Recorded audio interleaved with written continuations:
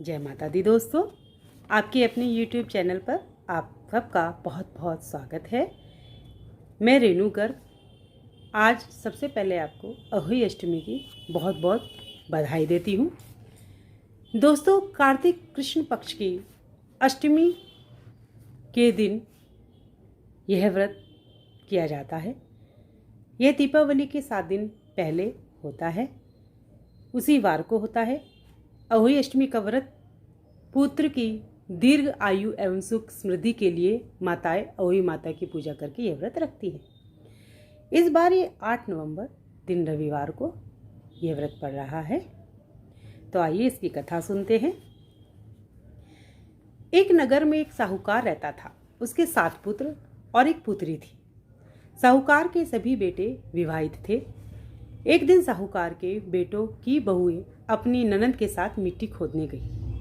मिट्टी खोदते समय संयोगवश साहूकार की बेटी की कुदाली स्याऊ के बच्चे को लग गई, जिससे उसकी मृत्यु हो गई। अनजाने में हुए इस पाप से बेटी को बहुत दुख हुआ। स्याऊ को जब ज्ञात हुआ कि इसने मेरे बच्चे को मार डाला है, तो उसने ननद की कोख बांधनी चाहिए। तब ननद ने अपनी भाभियों से आग्रह किया कि वे मेरी बजाय अपनी कोख बंधवा लें। इस पर 6 भाभी जो बड़ी भाभियां थी, उन्होंने कोख बंधवाने से मना कर दिया। लेकिन सबसे छोटी भावज ने ननद के बदले अपनी कोख ये सोचकर बंधवा ली कि जेठानियों के बेटा बेटी भी तो मेरे ही हैं। यदि ननद की कोख बंध गई तो इससे इसकी सास को बहुत दुख होगा। समय बीतता गया। छोटी बहू से जन्मे 7 बेटे एक के बाद एक मरते चले गए। इससे दुखी होकर छोटी बहू ने कई पंडितों को बुलाकर स्याऊ के शाप से मुक्ति पाने का उपाय पूछा। इस पर पंडितों ने कहा कि तुम गौ की पूजा करो। वह स्याऊ माता की बहन है। छोटी बहू प्रतिदिन गौ की पूजा करने लगी। सेवा पूजा से प्रसन्न हो एक दिन गौ माता ने कहा, तुझे मेरी सेवा करते बहुत दिन हो गए, बता तुझे क्या चाहिए। तब साहूकार की बहू ने पूरी घटना गऊ को सुनाते हुए कहा, स्याऊ से मेरी कोख छुड़वा दे। गऊ ने कहा, कल सवेरे आना। अगले दिन वह जल्दी गऊ के पास गई। गऊ उसे लेकर जंगल में स्याऊ माता के पास लेकर गई। स्याऊ माता ने देखकर कहा, आओ बहन, बहुत दिनों में आई हो, यह तुम्हारे साथ कौन है। गऊ बोली, यह मेरी भक्त है और मेरी सेवा करती है। तब स्याऊ बोली कि मुझे भी मेरे बच्चों की रखवाली के लिए किसी की आवश्यकता है। इस पर छोटी बहू ने स्याऊ के बच्चों की रखवाली करने की बात स्वीकार कर ली और वह रहने लगी। बहू उन सब की बहुत सेवा करती। यह देखकर एक दिन स्याऊ माता बोली, तुम इतना उदास क्यों रहती हो। बहू की आंखों में आंसू आ गए।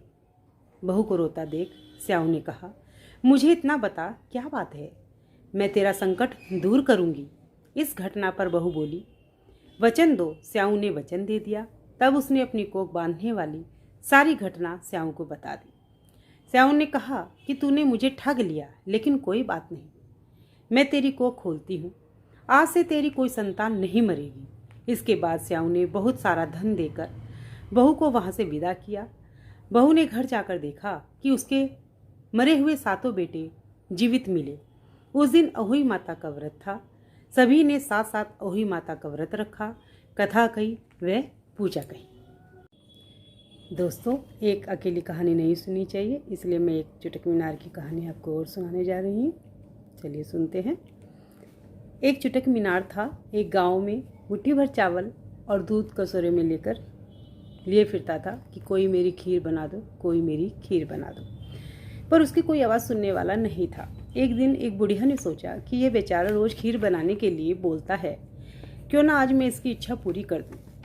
बुढ़िया ने उस लड़के को पास बुलाकर कहा, ला बेटा, मैं बना देती हूँ। चुटक मीनार ने मुट्ठी भर चावल और दाने दूध कटोरे में जो दूध था बुढ़िया को दे दिया और कहा, अम्मा मैं नहाने जा रहा हूँ, आकर खाऊंगा। बुढ़िया ने कहा, ठीक है। जब बुढ़िया चावल और दूध की खीर बनाने लगी तो वह बहुत बड़ा भिगोना भर गया। दरवाजे के पीछे उसकी बहू खड़ी थी। उसने जरा सी खीर खाना चाहा तो उसमें बाल आ गया। उसने वह निवाला बाहर फेंक दिया, दरवाजे के बाहर फेंक दिया। उधर से चुटक मीनार आ रहा था। उसने वह बाल गिरा जो निवाला था वो उठाकर खा लिया।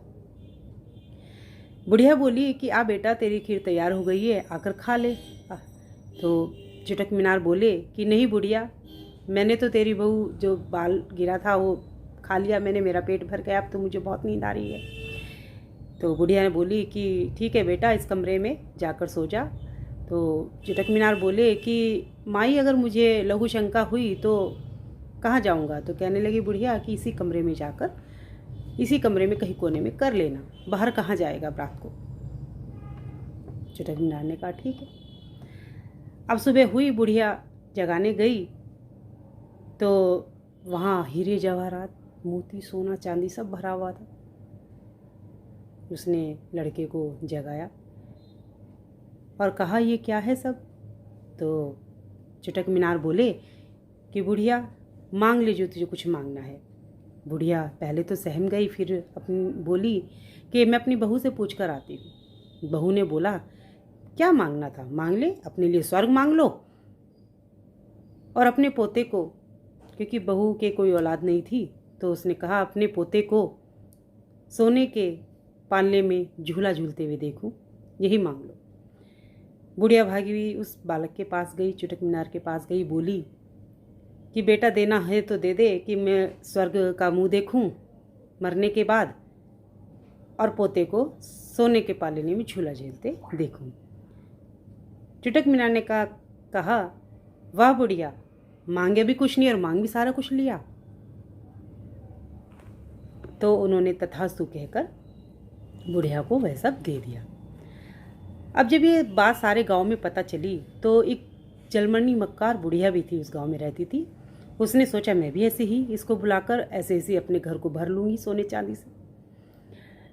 अगले दिन वह इंतजार में बैठ गई कि कब आएगा वो लड़का। तो चुटक मीनार वहाँ पे आए ऐसे ही घूमते हुए कि कोई मेरी खीर बना दो। वो तो इंतजार में बैठी ही थी। उसने पकड़ के उसका हाथ किया, जा बेटा मैं बनाऊंगी तेरी खीर। वो एक जो दोने में और मुट्ठी भर चावल थे, उसने बहुत बड़ा बर्तन भिगोना पहले से रखा हुआ था तैयार, उसमें वो डाले, वो जल गए। थोड़े से थे तो जल गए, क्योंकि नियत में बरकत नहीं थी, तो वो जल गए। इधर चुटक मीनार जो थे वो नहाने के लिए, जैसे पहले वाली बुढ़िया के साथ हुआ था, वो नहाने के लिए चले गए थे। तो अब बुढ़िया ने बहुत गुस्सा आया कि उसके यहाँ तो बहुत सारी खीर हो गई थी, मेरे यहाँ सारा जल गया। उसने पहले अपनी बहू को भी सेट कर दिया था कि दरवाजे के पीछे तुम ऐसे ऐसे करके खाना। तो चुटक मीनार वहाँ आई तो पहले वाली बुढ़िया की जो बहू थी उसमें तो निवाला बाहर फेंक दिया था उसने, तो चुटक मीनार ने खा लेते। लेकिन यहाँ जो दूसरी बुढ़िया थी, मक्कार बुढ़िया की जो बहू थी, उसने वो झूठी कर दी। तो चुटक मीनार आए और बोले कि ना मैं तो नहीं खाऊंगा, ये तो खीर झूठी हो चुकी है, मुझे तो नींद आ रही है, मुझे तो सोने के लिए जगह दे दो। बुढ़िया पहले से तैयार थी, उसने बोला जा बेटा उसमें जाके सो जा, वहीं जाके लघु शंका कर लेना, कहीं बाहर निकलने की ज़रूरत नहीं है। उसने कहा ठीक है बुढ़िया। और रात को सोया। सुबह उठकर पहले से ही वो सारी रात उस दरवाजे के बाहर बैठी रही बुढ़िया। सुबह होते ही उसने 4 बजे कुंडी खटखटानी शुरू कर दी कि देखने लगी कमरे में कुछ हीरे मोती है या नहीं है, पर वहाँ इतनी स्मेल, इतनी बदबू। तो उसने चुटक मीनार को बोला तूने उसके बुढ़िया के तो इतना सारा हीरे जवाहरात दे दिए थे और मेरे यहाँ इतनी बदबू हो रही है। तो चुटक मीनार जी बोले बुढ़िया जैसी उसकी नियत उसकी बरकत उसके साथ, जैसी तेरी नियत गंदी नियत वैसी तेरे साथ है, इसमें मेरा कुछ नहीं है। उसने साफ नियत से मेरे लिए खीर बनाई और तुमने मक्कारी से जलमरने देखकर तब मेरे लिए खीर बनाई, तो जैसी नियत वैसी ही बरकत। तो इसीलिए है दोस्तों, कभी भी गंदी नियत से कोई काम नहीं करना चाहिए, साफ नियत से करना चाहिए। इसीलिए कहते हैं जय चुटक मीनार, जय माता दी। धन्यवाद।